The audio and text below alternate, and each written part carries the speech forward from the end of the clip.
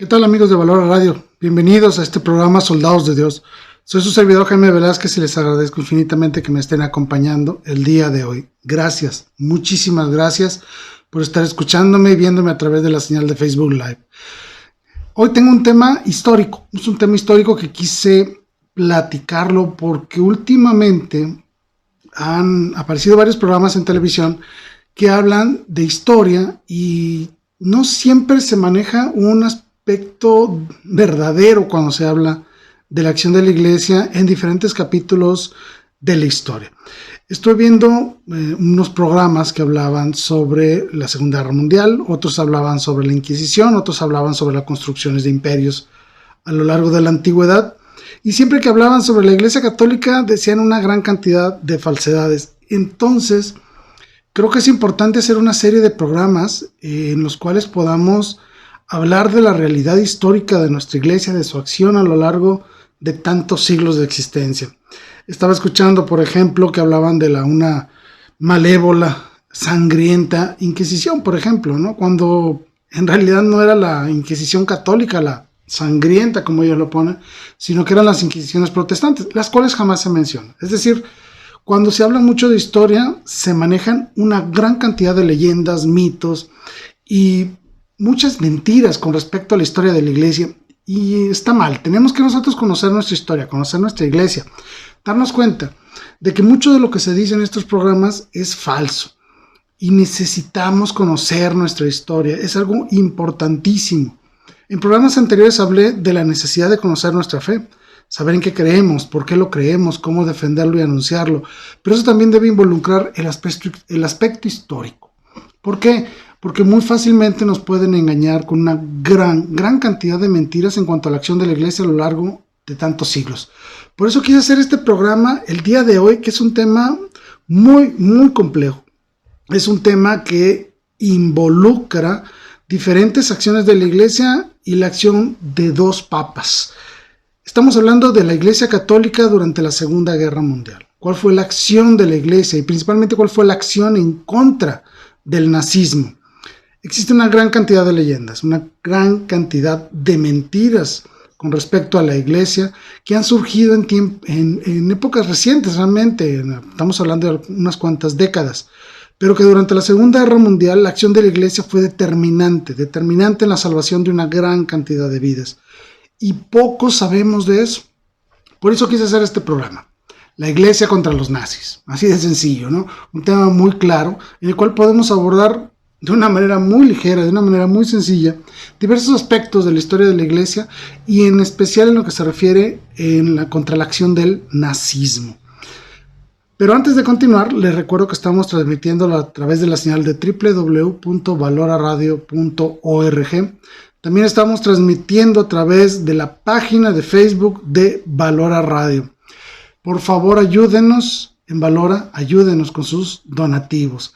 A través de Facebook Live, en los diferentes programas, pueden ustedes darnos estrellitas. De esta manera nosotros podemos recibir su donativo para poder continuar con esta labor, muy necesaria en nuestros tiempos. Necesitamos apoyar la acción de la iglesia en todos sus aspectos. Y recordemos que la iglesia no solo son los sacerdotes y los obispos, somos todos.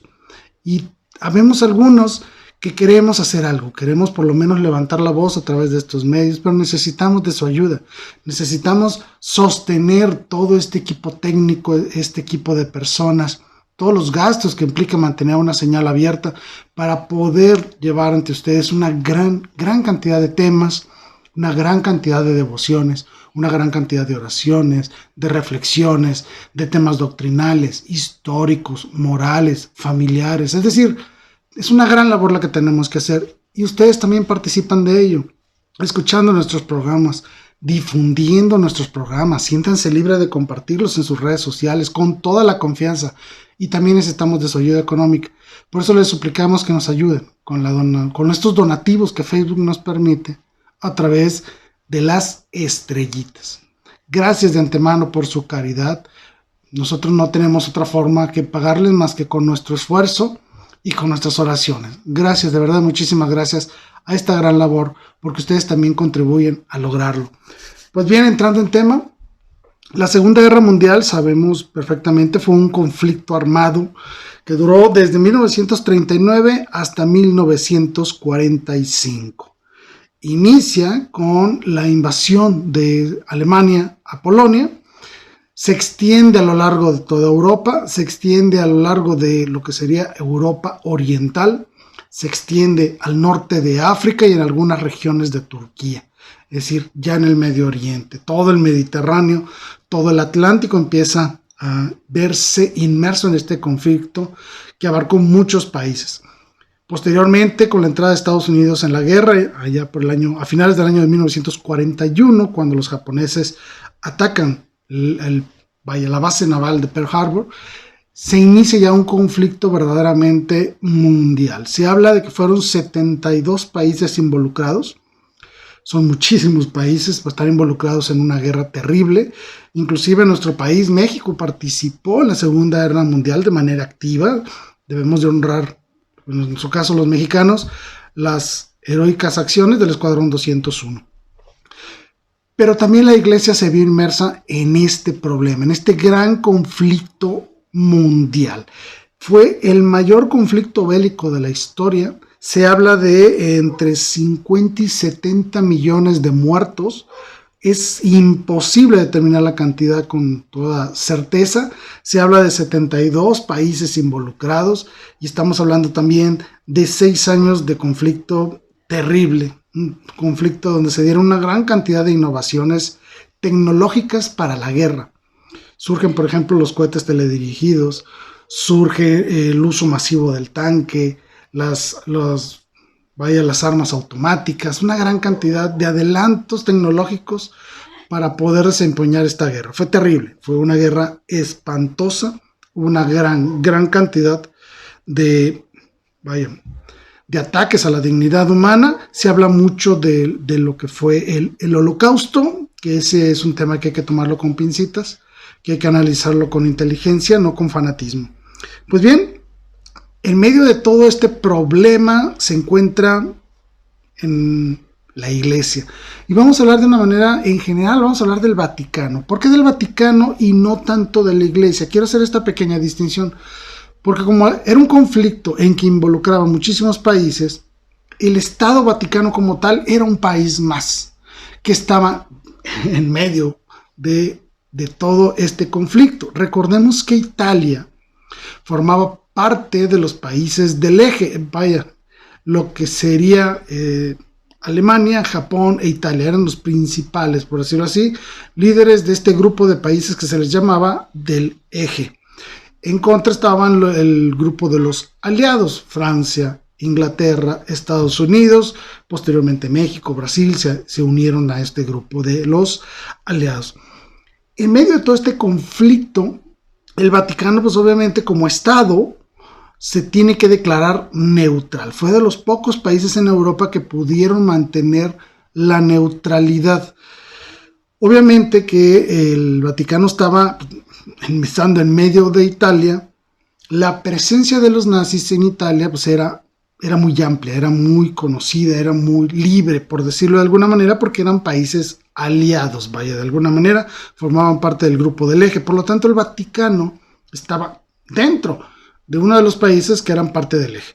Por lo tanto, tuvo que mantener con mucha fuerza su estado neutral. Y obviamente tiene que ser neutral porque al ser un país increíblemente pequeño, sin contar con un ejército como tal, pues no podía tomar ningún bando, además de que no es su función como tal declarar guerras, ni mucho menos. Por lo tanto, el Vaticano se mantiene neutral y de alguna manera podemos hablar de que se les respetó un poco, en cierto sentido, esta neutralidad.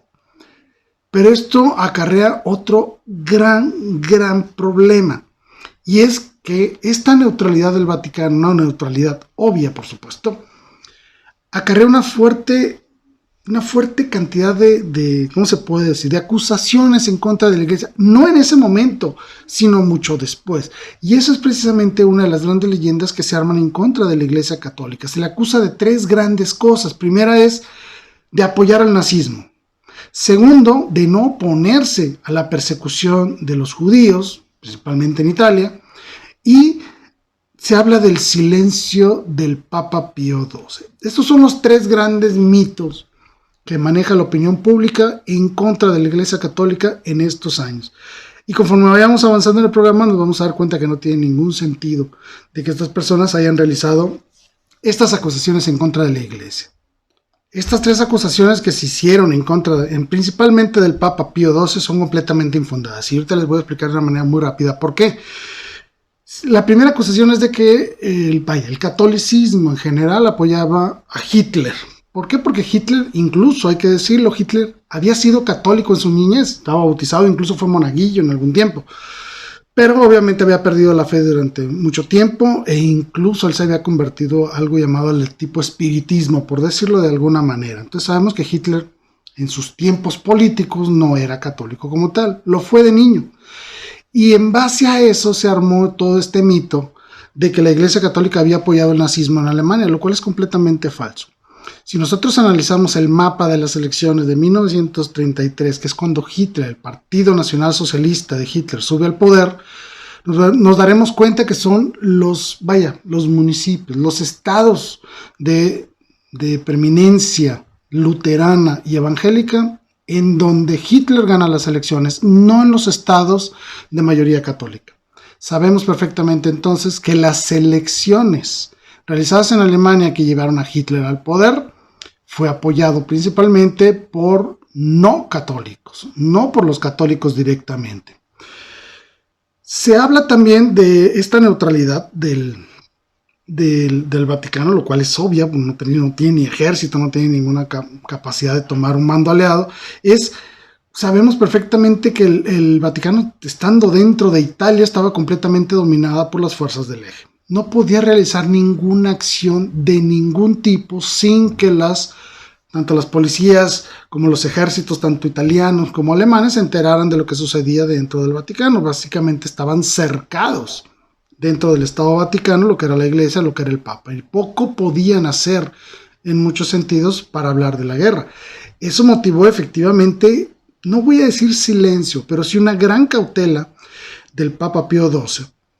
Para no estar hablando, por decirlo así, de una manera imprudente en contra del nazismo que pudiera provocar la ira de los nazis y no solo atacar las comunidades católicas ahí en Italia, sino también en Alemania y en todos los países ocupados. Es decir, no podía poner en riesgo la integridad de la Iglesia a lo largo de todo el territorio europeo que en ese momento estaba siendo dominado por la Alemania nazi. Debemos entender eso. Sería muy imprudente del Santo Padre echarse de enemigos en contra de la Iglesia a los nazis. ¿Por qué? Porque atacarían a todos los católicos en todas las regiones ocupadas. No estamos hablando solo del Vaticano. El Papa tenía que proteger a los católicos del mundo, principalmente de Europa ocupada. Por eso es que se mantuvo cauteloso, pero no se mantuvo en silencio. Son dos cosas muy diferentes. Por ejemplo, en 1937, el 14 de marzo, se promulgó la única encíclica que no se ha promulgado en latín, que es una encíclica en alemán llamada Mit brennender Sorge, que significa con suma preocupación, básicamente, lo que significa. Fue emitida por el Papa Pío XI, en el cual condenaba las acciones del nazismo. En esta encíclica participó el que tiempo después sería el Papa Pío XII. Es decir, el Papa reinante y el Papa que posteriormente sería electo participaron en la emisión de esta encíclica, los cuales condenaban directamente toda la filosofía del Partido Nacional Socialista vigente en Alemania. Entonces no se quedaron callados, emitieron un documento oficial de condena en contra del nazismo. Pero poco se sabe de esta encíclica. Importante, al principio del conflicto, esta encíclica era enviada por aire, era enviada a los territorios de Alemania.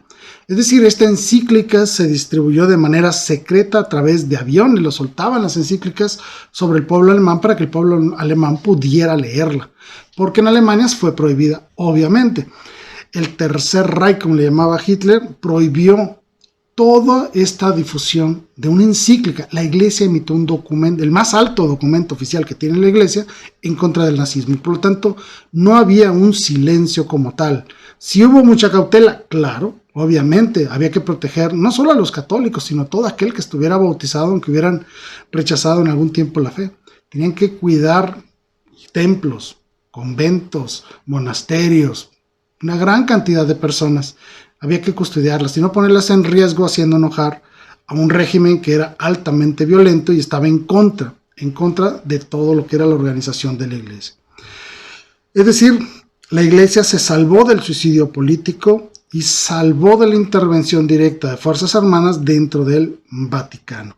Eso no evitó que existiera una gran cantidad de ataques sistemáticos a todos los católicos en los territorios ocupados. Sabemos que hubo una campaña antinazi promovida primero por su santidad el Papa Pío XI y luego por su santidad el Papa Pío XII. Fueron labores muy valientes, muy inteligentes, cautelosas, pero no por eso menos arriesgadas.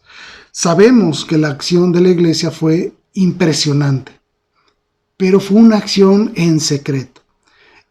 Este hecho de que haya sido en secreto es lo que ha provocado que exista una gran leyenda en contra del Papa Pío XII. Y nosotros estamos aquí para poder refutar todas esas ideas. Hay muchos enemigos en la Iglesia, lo sabemos. Y muchos de estos enemigos están a la orden del día para hacernos caer en el error y confundirnos. Y sobre todo pretenden hacernos odiar a nuestra Iglesia, odiar a nuestros líderes, odiar a esas personas que han sembrado los cimientos por lo cual esta Iglesia se mantiene firme a lo largo de tantos años. En lo personal, yo leí el libro que escribió Hitler, se llama Mi lucha, Mein Kampf. Lo leí, obviamente, por una acción didáctica, no por gusto. Y hay una parte en la que Hitler alaba muy fuertemente a la Iglesia Católica. ¿Por qué la alaba? Porque Hitler detectó algo muy importante en la Iglesia, y es la inamovilidad de sus doctrinas, de sus creencias y de sus postulados.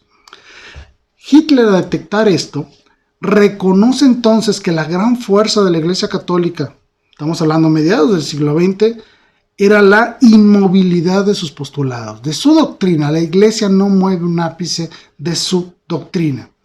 Hitler adopta el mismo criterio para el nazismo y lo dice claramente: esta Iglesia se mantiene fuerte por eso. El nacionalsocialismo, el nazismo como lo conocemos hoy en día nosotros, será igual de fuerte si se mantiene firme en sus convicciones. Y sabemos que Hitler siguió ese ejemplo, obviamente que ellos para el mal, y terminó siendo destruido por dos grandes frentes, ¿no? Pero sí debemos de reconocer entonces cómo la iglesia como tal, a lo largo de los años se ha mantenido firme por esto, porque no mueve sus postulados. Está sólida en sus creencias y es eso lo que la hace más valiosa. Porque esta iglesia no se mueve con el viento de los tiempos. No, permanece inamovible. La iglesia no tiene doctrinas de moda. Tendrá una gran cantidad de reflexiones teológicas que se podrían poner de moda en un momento dado, por ejemplo. Pero no mueve la doctrina.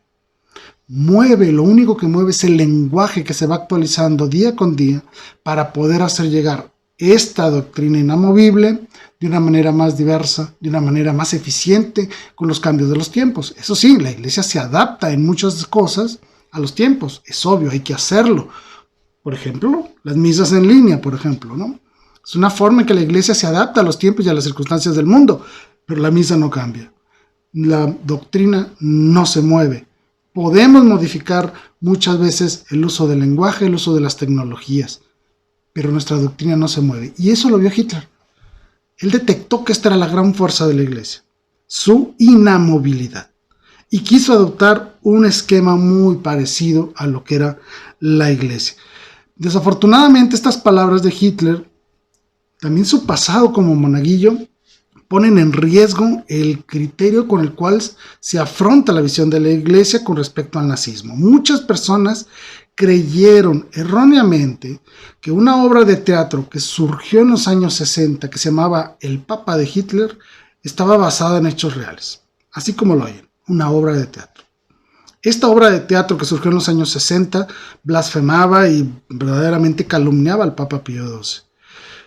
Y muchas personas creyeron que estaba sustentada en hechos históricos. Por eso llegaron a llamar incluso al Papa como el Papa de Hitler, lo cual es una total difamación y calumnia impresionante. Y existen una gran cantidad de pruebas de la acción de la Iglesia en contra del nazismo y a favor de la protección de la vida, no solo de los católicos, sino de judíos, gitanos y de una gran cantidad de personas que a lo largo de todo este conflicto, ahí en Europa, en el centro de Europa, la Iglesia se mantuvo muy activa, salvando una gran cantidad de personas.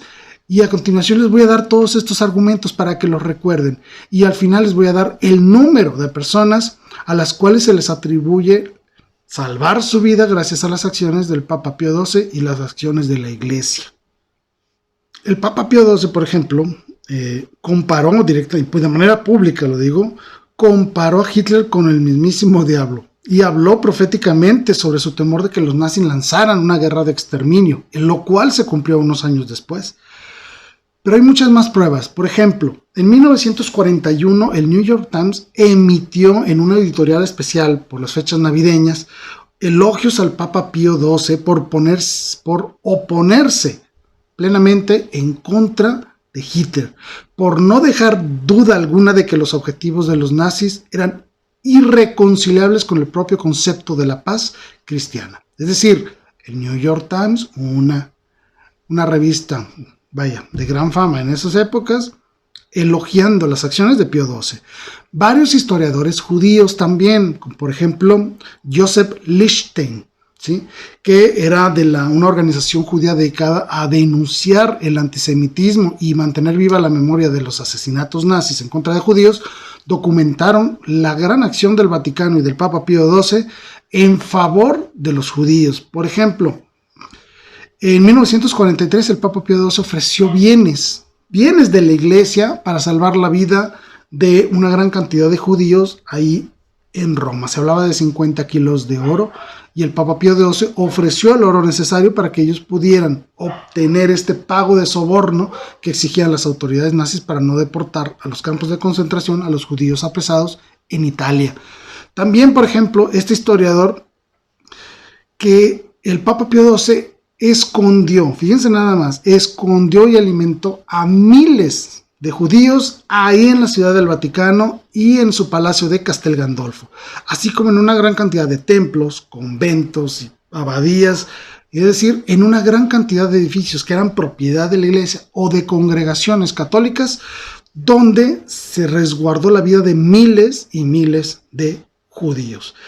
Y por ejemplo, esto fue declarado por la Liga Judía contra la Difamación, que en 1958 publicó lo siguiente. Dice: la oposición del Papa Pío XII contra el nazismo y sus esfuerzos para ayudar a los judíos en Europa están bien conocidos y el mundo que sufre los ha reconocido. Después de la guerra, una gran cantidad de organizaciones judías reconocieron varias veces la acción heroica del Papa Pío XII y de los católicos en toda Europa por salvar la vida de los judíos. Por ejemplo, en 1945 el Congreso Judío Mundial agradeció al Papa de manera directa sus acciones y dio un donativo al Vaticano para que pudiera recuperar todos las iglesias, las abadías, todas destruidas. Los judíos donaron dinero a la iglesia para que pudieran reconstruirse. En ese mismo año, por ejemplo, el gran rabino de Jerusalén, Isaac Herzog, envió al Papa Pío XII una bendición especial por sus esfuerzos por salvar vidas judías durante la ocupación nazi en Italia. Ojo, estamos hablando del rabino de Jerusalén directamente agradeciendo al Papa por las acciones que llevaron a la salvación de muchas vidas judías en Italia. El gran rabino de Roma, Israel Sodi, para que se dé una idea, renuncia al judaísmo en 1944 y se hace católico en ese mismo año, en 1944, y adopta el nombre de Eugenio. ¿Quién se llamaba Eugenio? El Papa Pío XII. Es decir, este señor, el gran rabino de Roma, Israel Soli, se hace católico y toma como nombre de pila, como nombre de bautismo, el mismo nombre del Papa en agradecimiento por los esfuerzos de la Iglesia Católica y en especial del Papa Pío XII por salvar la vida de los judíos ahí en Roma. Esto pone de gran manifiesto que los judíos reconocían la gran acción del Papa para salvar la vida de muchos judíos. El mismo gran rabino de Roma reconoció esto y se hizo católico y se hace llamar Eugenio Sole.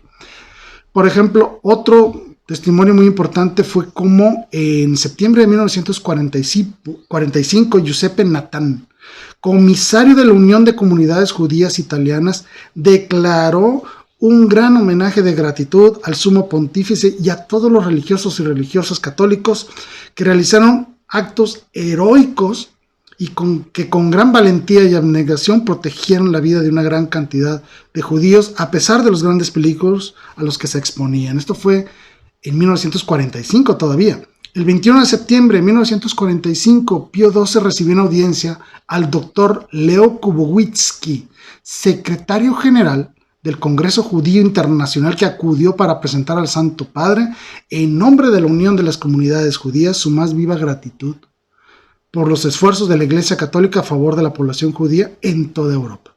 Estamos hablando de 1945. Estamos hablando de grandes líderes del judaísmo vigente en ese momento que dan sus agradecimientos y expresan un sincero y verdadero honor al Papa Pío XII por sus acciones a favor de los judíos. Otro ejemplo, jueves 29 de noviembre de 1945, el Papa recibió 80 judíos, a 80 representantes judíos para agradecerle por los esfuerzos de los católicos y de la Iglesia en general por la ayuda prestada a todas estas personas que estuvieron prisioneros en los campos de concentración y que tuvieron que realizar una gran cantidad de huidas de diversos países de Europa o resguardarse en diversos, edificios o instalaciones de la Iglesia.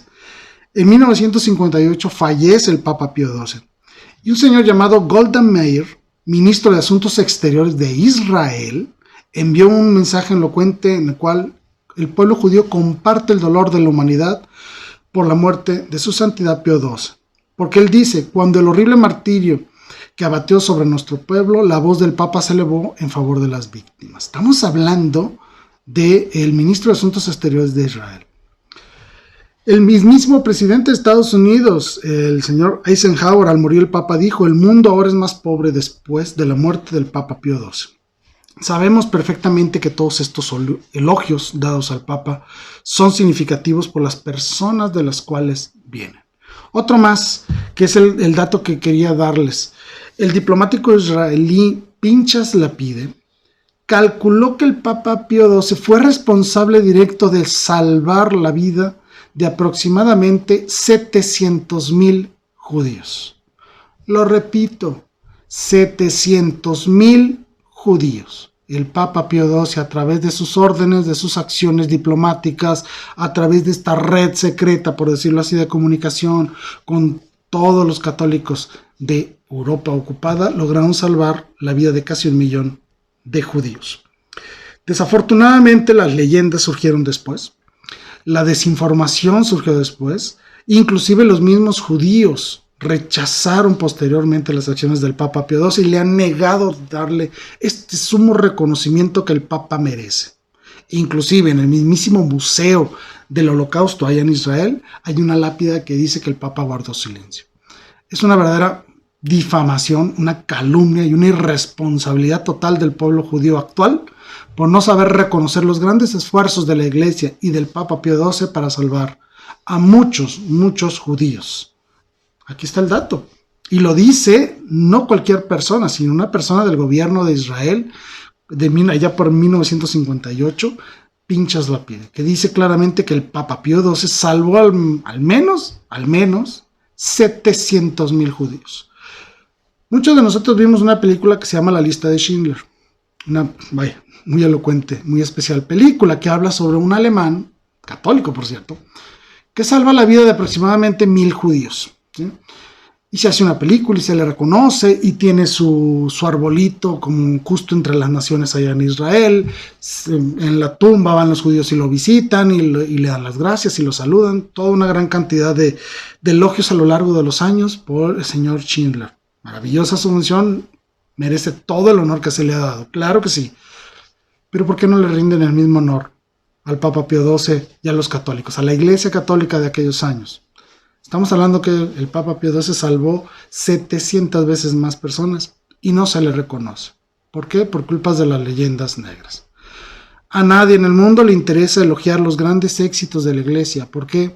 Porque, como lo dije hace unas semanas, vivimos en un mundo que es completamente anticatólico. Un mundo que aborrece la verdad, un mundo que está inmerso en la cultura de la muerte y lo reflejan incluso con el silencio. Con el silencio a reconocer los grandes héroes de nuestra Iglesia. Pero, ¿qué creen? Para eso estamos nosotros. Para reconocerlos, para alabarlos, para rendirles el honor que se merecen por haber sido verdaderos héroes en tiempos de conflicto. ¿Cuál es el gran problema de nosotros los católicos actuales? No conocemos estos datos. Necesitamos conocer nuestra historia, necesitamos conocer nuestra fe, necesitamos adentrarnos en el conocimiento de lo que somos y de lo que ha formado los criterios con los cuales hoy como Iglesia nos presentamos ante el mundo. Debemos de conocer nuestra Iglesia en lo doctrinal, en lo moral, en lo litúrgico, en lo histórico. En todos los aspectos. Tenemos que reconocer lo que somos. Y somos el producto, obviamente, de la acción de Dios, pero también de muchos hombres a lo largo de la historia que han formado nuestra identidad como católicos. Y es nuestra obligación conocerlos, reconocerlos verdaderamente, agradecerles y rendirles el honor que merecen como héroes ante los hombres y como héroes también ante los ojos de Dios. Y por eso muchos de ellos son declarados santos de la Iglesia Católica. Por ejemplo, voy a mencionar algunos personajes, ya conocemos a una gran cantidad de ellos a lo largo de estos últimos años. Se ha hecho un gran esfuerzo en reconocer las acciones de la Iglesia Católica durante la época del nazismo. ¿Por qué? Primero, una parte motivada por estas leyendas negras y también motivados por una excelente, increíble, lo digo así, una excelentísima investigación de un periodista italiano de apellido Gaspari, que escribió un libro que habla sobre Pío XII, los judíos y la leyenda negra del nazismo. Si tienen oportunidad de conseguir ese libro, de verdad los invito, consíganlo, léanlo y se van a dar cuenta de la gran cantidad de héroes que tenemos en nuestra Iglesia que verdaderamente se opusieron en contra del nazismo, y estas acciones los llevaron no solo a poner en riesgo su vida, muchos de ellos murieron, sino que lograron salvar una gran cantidad de personas con estas acciones heroicas. Y le quiero rendir un pequeño homenaje a algunos personajes, no a todos porque son muchísimos, pero sí a algunos de los que más me llamaron la atención. Por ejemplo, uno de ellos fue un jesuita llamado Rupert Mayer, alemán de nacimiento, nació en Múnich, justo donde nació el nazismo, ahí nació este señor Rupert Mayer, y fue el primero, un jesuita alemán, cuando ni siquiera era sacerdote, desde muy joven, en 1923, cuando ahí en las cantinas estaba empezando a fraguarse toda esta idea del nazismo por Hitler y todos sus colaboradores, este señor Rupert Mayer, siendo un jovencito, siendo un adolescente casi, bueno, no es cierto, ya era un poquito mayorcito, pero siendo relativamente joven, incluso creo que todavía no estaba ni siquiera ordenado sacerdote, él mismo, ahí en las cervecerías donde nace el nazismo, él se presenta para hablar en contra del nacionalsocialismo. Y hace una condena así terrible con esta pregunta: ¿puede un católico ser nacionalsocialista? Se convirtió en un hombre altamente popular por estar en contra del nazismo. Obviamente se ordena sacerdote y realiza una gran labor, una grandísima labor en contra del nazismo a través de sus homilías y de sus acciones. Cuando el nazismo llega al poder, obviamente este sacerdote llega a ocupar una de las principales líneas de investigación del nazismo. Para 1938 es apresado y torturado, pero como era alemán y con las adhesiones de Austria y una gran cantidad de movimientos políticos, se liberan una gran cantidad de presos, entonces es liberado en 1938. Para 1939, es decir, un año después, él ya continuaba nuevamente hablando en contra del nazismo como sacerdote, como jesuita que era, oponiéndose directamente al nazismo. En 1939 es nuevamente apresado, torturado, lo golpean, lo destrozan, le dañan órganos internos y es llevado posteriormente a uno de los campos de concentración más salvajes que existieron, junto con Auschwitz, que es el campo de concentración de, luego a ver si lo digo bien, Sachsenhausen. Él estuvo ahí desde 1939 realizando trabajos forzados, cuando su salud se lo permitía, porque fue duramente golpeado, torturado durante mucho tiempo, y duró preso hasta 1945, cuando pierde la vida un poco después de ser liberado el campo de Sachsenhausen por las tropas americanas. Él muere unos cuantos meses después a causa de una gran cantidad de heridas internas a causa de las torturas que recibió a lo largo de varios años ahí en ese campo. Este señor fue el primero, 1923, ojo, 1923 ya estaba hablando en contra del nazismo. Otra de las grandes figuras que conocemos perfectamente que fueron directos opositores del nazismo fue San Maximiliano Kolbe. Ya se ha oído hablar mucho de él, incluso hay una película que narra la vida de San Maximiliano Kolbe, no solo en su vida como sacerdote, sino también todas las tragedias que vivió en los campos de concentración. Él nació en 1894, él era polaco y en aquellos tiempos estaba siendo ocupada por Rusia. Pudo estar en Roma estudiando para el ser sacerdote. Sabemos que se consagró al servicio de la Virgen María y ofreció todos sus sacrificios por la conversión de las almas a Cristo. Estuvo de regreso en Polonia y empezó una fuerte campaña de promoción no solo del catolicismo, sino incluso en contra de las ideas nazis a través de una revista llamada El Caballero de la Inmaculada.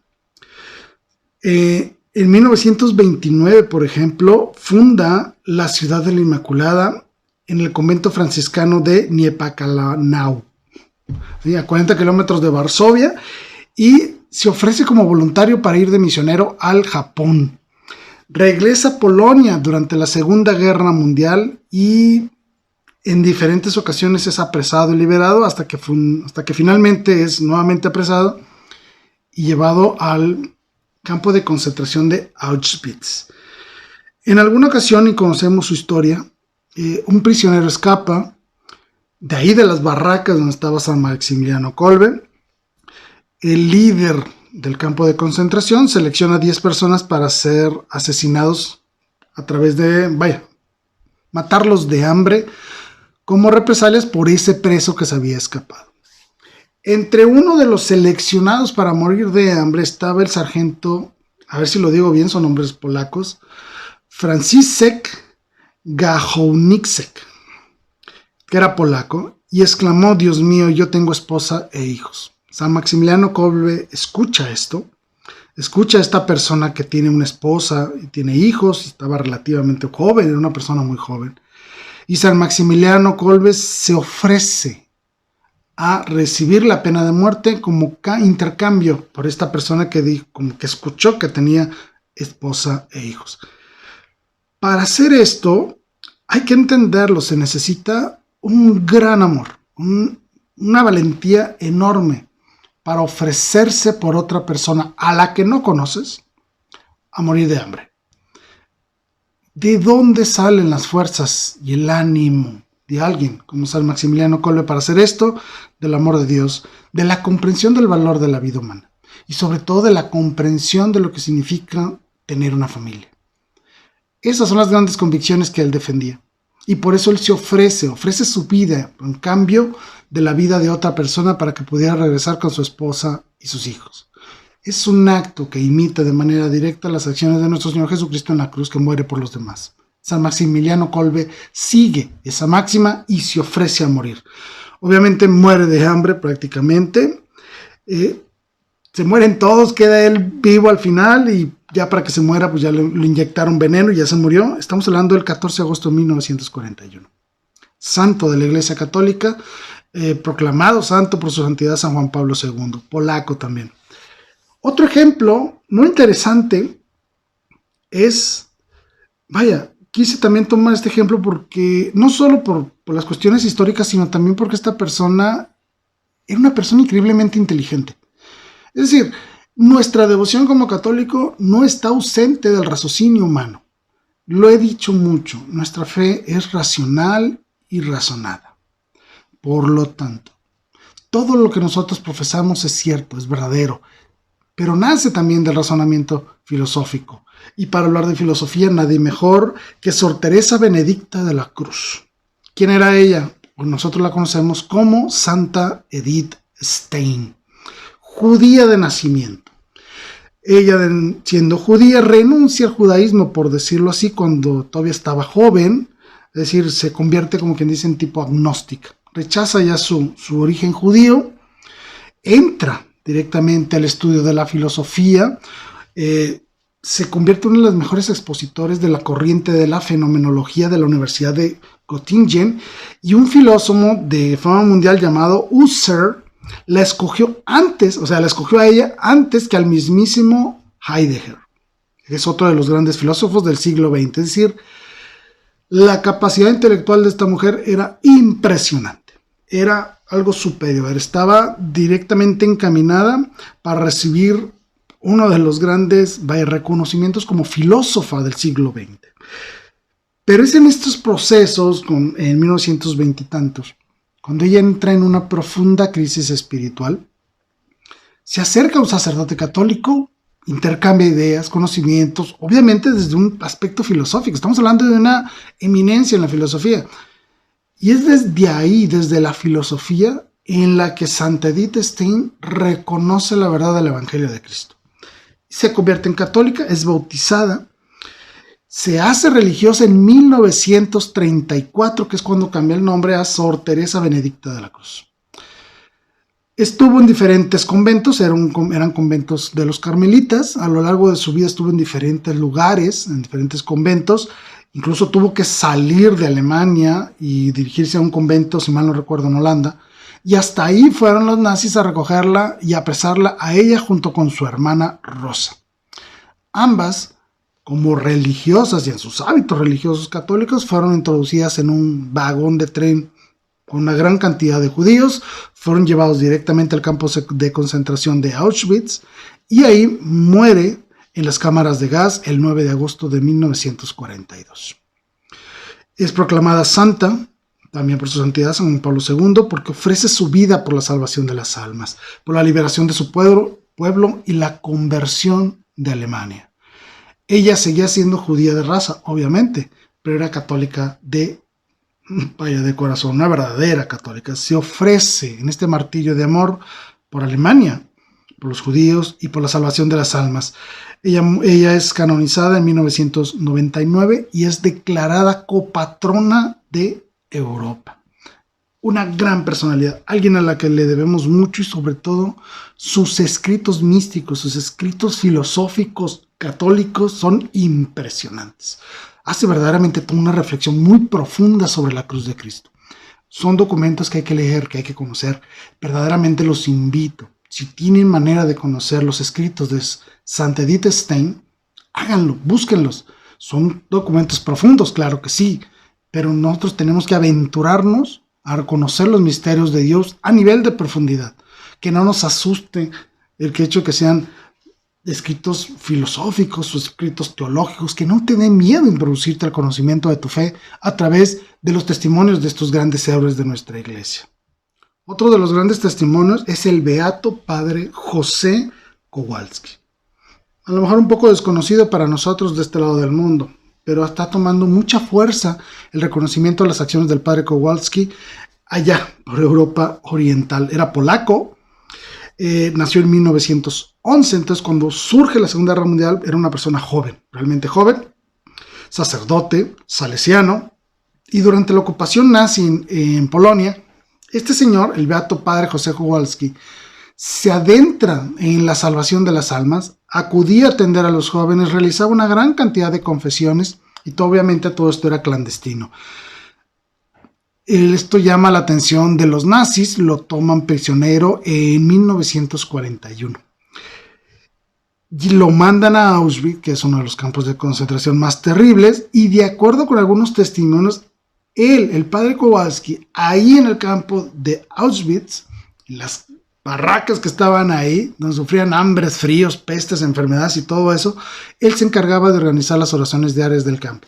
Es decir, era verdaderamente un servidor de Dios a través de sus hermanos, no importa en qué circunstancias. Fue alguien que verdaderamente, con una gran valentía, muy joven realmente, se adentró en la acción pastoral para los jóvenes, incluso en tiempos de guerra, incluso en tiempos de desesperación, como era estar en un campo de refugiados, en un campo ahí de prisioneros, ¿no? En estos de trabajos forzados. Falleció en la madrugada del 4 de julio de 1942, después de ser fuertemente torturado, golpeado, de todo le hicieron, y murió ahogado en la alcantarilla del campo. Es una muerte espantosa, terrible, que debería darnos verdadero dolor saber cómo murió. Fue torturado, quedó inconsciente, lo aventaron a la alcantarilla y murió ahogado, obviamente, en las porquerías de las demás personas. Ahí falleció el padre Kowalski, fue beatificado el 13 de junio de 1999. ¿Sí? Los salesianos obviamente lo honran de una manera muy especial. Y conocemos algunas de sus palabras finales. Dice: con pleno conocimiento, con voluntad decidida y dispuesta a todas las consecuencias, abrazo la dulce cruz de la llamada de Cristo y quiero llevarla hasta el final, hasta la muerte. Y así fue. El padre Kowalski ofreció su vida por los prisioneros y por los jóvenes de Polonia y murió de una manera terrible. Otro ejemplo, por ejemplo, no crean que son poquitos, son muchísimos. Otro ejemplo es la sierva de Dios Stanislawa Leszczynska. Ella nació en 1896 en Polonia. En 1922 se graduó como enfermera y como partera, lo que hoy sería como partera. Les llamaban en aquel tiempo matronas. Era una mujer casada, tenía hijos, fue separada de sus hijos por culpa del nazismo cuando intervino en Polonia, fue capturada por los nazis en 1939 y llevada al campo de concentración de Auschwitz. Ahí en el campo de concentración de Auschwitz, realizando los trabajos forzados, se echó a la tarea de salvar la vida de una gran cantidad de mujeres embarazadas, o sea, mujeres que llegaban al campo embarazadas cuando eran apresadas por los nazis, y ella se encargó de montar de manera clandestina una clínica de maternidad. Así como lo oyen, una clínica de maternidad en un campo de concentración extremadamente violento como era el de Auschwitz. Ella fue la encargada de hacer eso. Y cuando se le pregunta por qué lo hacía por amor a las personas, por amor a la vida. Ojo, por amor a la vida. Ni siquiera eso pudo evitar que ella verdaderamente se dedicara al servicio de los demás, por la vida de los no nacidos, por la vida de las madres. Debemos en este momento reconocer la gran labor de esta mujer, recuperar el valor de la vida, y ella es un ejemplo perfecto de eso. Nada evitó que protegiera la vida de los no nacidos. Ahí, en un campo de concentración, dentro del régimen nazi. Logró ser liberada y murió en 1974. Está en curso su causa de canonización en la diócesis de Łódź. Es decir, verdaderamente reconocía la vida y hacía lo imposible por salvar la vida de los no nacidos. Muti es su apodo. Muti significa madre. Son los ejemplos que debemos de seguir, no los ejemplos a favor de la muerte. No debemos de seguir la muerte, debemos seguir la vida. Definirnos por la vida, por la búsqueda de la verdad de la vida, respetar la dignidad humana, y ella es un perfecto ejemplo de cómo debe ser una verdadera muti, una verdadera madre. Otro ejemplo, sierva de Dios María Cecilia Autsch. Nosotros muy poco hemos oído hablar de ella, pero son personas que verdaderamente ofrecieron su vida por los demás. Está bautizada con el nombre Ángela del Sagrado Corazón. Ella era alemana. ¿Sí? Fue detenida por la Gestapo porque ella se opuso de manera pública en contra del nazismo y en contra de Hitler. Fue tomada prisionera, fue llevada al campo de concentración primero de Ravensbrück y después a Auschwitz, donde por ser alemana y por ser enfermera no fue mandada directamente a las barracas, sino que se le obligó a trabajar en el dispensario médico, desde donde ella pudo realizar todo un proceso clandestino de medicinas y de alimentos para poder ayudar a las otras mujeres que estaban siendo desfavorecidas, obviamente, pues estaban en un campo de concentración de estas naturalezas. Ella les daba comida, les daba jamón, les daba medicina, las curaba, las atendía. Ella murió en 1944 a causa de un bombardeo de los aliados. Vaya, cayó una bomba ahí en el campo de Auschwitz y ella murió a causa de ese bombardeo. Terrible también su muerte. Pero a pesar de todos estos problemas, ella enfrentó la realidad y enfrentó la realidad desde una visión católica, sirviendo a los demás, que es como debemos aceptarlo. Estos son solo unos cuantos ejemplos, unos pocos ejemplos de la gran labor de la Iglesia desde Pío XI, Pío XII y una gran cantidad de religiosos y religiosas que verdaderamente dedicaron su vida a la salvación de las almas y a la salvación de las personas durante todo este conflicto armado tan terrible que fue la Segunda Guerra Mundial. ¿Por qué quise abordar este tema? Muy sencillo. Primero, para reconocer a los héroes de toda una generación de católicos que vivieron épocas de un conflicto terrible en todo el mundo. Y segundo, reconocer a nuestros héroes. Ya basta de no conocer nuestra historia. No es posible que nosotros como católicos ignoremos estas cosas. No es posible que cualquiera pueda venir y hablar mal de nuestra iglesia y no saberla defender.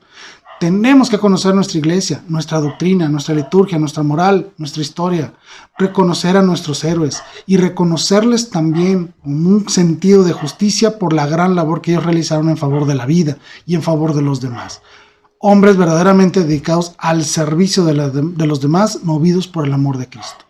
Así debemos de ser todos, debemos de tomarlos como verdaderos ejemplos de nuestra propia vida, ofrecernos en servicio de los demás, sin miedo, ser capaces de afrontar los retos de la vida con heroísmo, vivir heroicamente las virtudes como nos pide la Iglesia. Los invito, de verdad, a que conozcamos nuestra historia, a que leamos el libro de este periodista señor Gaspari, de que leamos los escritos de Edith Stein, que leamos las biografías de estos héroes, por ejemplo, de Rupert Mayer. Leamos todo esto, conozcamos nuestra historia, no nos dejemos engañar, no nos dejemos que nadie mienta sobre la realidad de lo que es la Iglesia Católica. Soy su servidor Jaime Velázquez. Gracias por haberme acompañado el día de hoy. Espero te haya gustado este programa histórico. Hablar de héroes es siempre, en lo personal, me gusta mucho. Espero que a ti también te haya gustado y puedas ofrecerme dos cosas. La primera es comparte estos videos, compártelos libremente, que más personas conozcan nuestra iglesia. Y segundo, encomendarme a tus oraciones. Te prometo que cuentas con las mías. Y antes de despedirme, no me queda más que decirte: viva Cristo Rey. Viva María Santísima Virgen de Guadalupe. Hasta la próxima.